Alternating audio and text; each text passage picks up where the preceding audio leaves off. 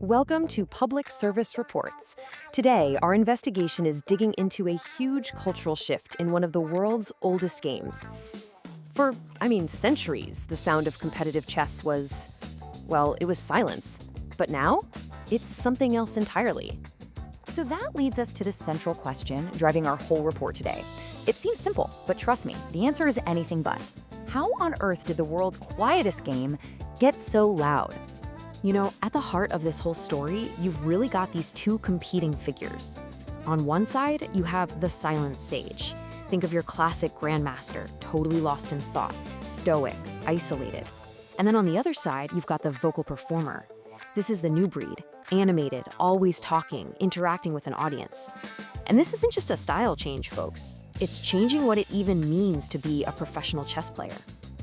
All right, so to really get what's happening now, we have to go back. We need to establish the baseline. Our investigation begins with the old world, the deep, profound silence that was literally the law of the board for most of the 20th century. Now, you might think chess has always been this super quiet, serious game, but our historical analysis shows that's just not true. Back in the 18th century, it was a rowdy affair, played in loud, bustling coffeehouses. But then, something shifted. As the game started to professionalize, there was this deliberate push to clean it up, to make it seem more like an intellectual sport.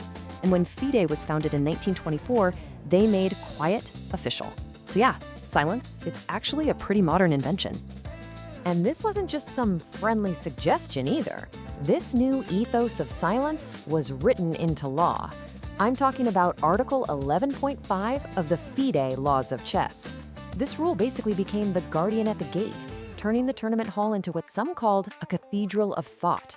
And in this cathedral, any distraction was basically heresy. And when I say the rules were strict, I mean they were incredibly strict. Our findings show that pretty much the only things you were allowed to say were three very specific ritualized phrases. You could say je double, which just means I adjust, if you touched a piece by accident. You could make a formal offer for a draw, or you could announce that you were resigning. That's it. Any other talking wasn't just bad manners, it was an offense you could be punished for. Okay, so what happens when you make something so completely forbidden? Well, it becomes a weapon, right? Inevitably, the absolute ban on talking made it a powerful psychological tool for anyone daring enough to bend or just plain break the rules. Our report uncovered some fantastic examples of this. Take the legendary Aaron Nimzowitsch. His opponent sits down with a cigar, but doesn't light it. Nimzowitsch complains to the arbiter. Why? He argued that the threat of the smoke was just as distracting as the smoke itself. It's absolutely brilliant, right? He was using the very rules of silence as a weapon. And then you have a guy like Mikhail Tal. They called him the magician from Riga for a reason. When he was stuck in a super deep calculation, totally overwhelmed, what did he do? He'd stop thinking about chess and start reciting a children's poem in his head. This little internal monologue was his way of clearing the deck, so to speak, letting his incredible intuition take over. Just imagine that, this chaotic, secret monologue happening behind a completely silent face. But really, for a peak case study of weaponized silence, you have to look at the 1978 World Championship. This wasn't just a chess match, it was all-out psychological warfare. I mean, get this. Karpov's team had a parapsychologist who would just stare at Korchnoi. Korchnoi fought back by claiming the yogurt delivered to Karpov contained coded messages. He even wore mirrored sunglasses to, reflect all the bad vibes back. It was completely bizarre. They were basically screaming at each other without making a single sound. So all of this history, this weaponization of silence, it leads our investigation to a really critical question about today. How did we get from that to players talking a mile a minute while playing? I mean, how is that even possible? Isn't chess supposed to take up all of your brain power? While the science behind it is fascinating, it all comes down to something called cognitive load theory. The basic idea is that your working memory, the part of your brain juggling information right now, is a lot like the RAM in your computer. It has a very, very limited capacity. For you and me, the sheer mental effort of playing a serious game of chess would totally max out that RAM. There's just no room left over for something as complex as talking. But here's the thing. Grandmasters have developed what's basically a cognitive superpower. It's called chunking. See, they don't look at a board and see 32 separate pieces. No way. They see familiar patterns, whole concepts, grouped together as a single idea. It's like a musician seeing a whole chord instead of individual notes. And because that recognition is so automatic for them, it frees up just enough mental bandwidth to do the impossible, play chess at the highest level and talk. So you have this amazing cognitive ability on one side, and on the other, you have a full-blown technological revolution. Think about it. Online chess went from these silent text-only servers back in the 90s to platforms like Twitch, which are all about live audiovisual broadcasting. It was the perfect storm.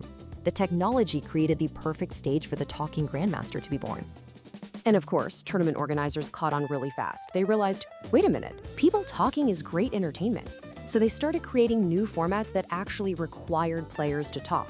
You have things like Banter, Blitz, where talking is the whole point. And even in serious tournaments, you now have the confessional booth, where a player can literally leave the board mid-game to go talk to the audience on camera. Speech wasn't just allowed anymore, it was being institutionalized. This brings our report to its final section, and maybe the most important one. What's the real engine driving all this change? Well, as it so often does, it comes down to one thing.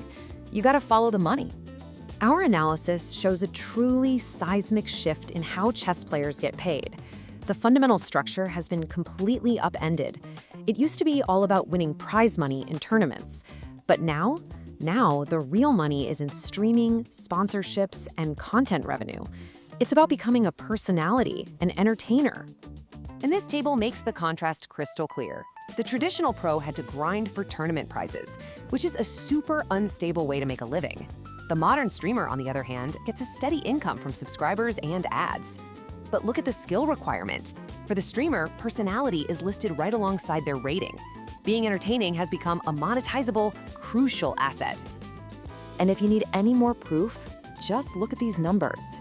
The financial incentive is, well, it's staggering. A top tournament player might make a couple $100,000 in a really good year. A top streamer, they can pull in over $100,000 in a single month. The economic gravity of the chess world has just completely inverted. Now, as you can imagine, not everyone is thrilled about this. This shift has created a ton of cultural friction. You have traditionalists, legends like Garrett Kasparov, who are really skeptical. He's argued that serious chess, at its core, is a search for truth, and that this search just can't happen when the number one goal is entertainment. So when you boil it all down, the crucial point is this. The very thing that used to be a punishable offense, talking, has now become the product. What was once a distraction forbidden by the rules has been repackaged and sold as monetizable content. The distraction is now the main event. And that's where our report concludes, leaving you with a final big question. A question that really gets to the heart of the game's future in this new attention economy.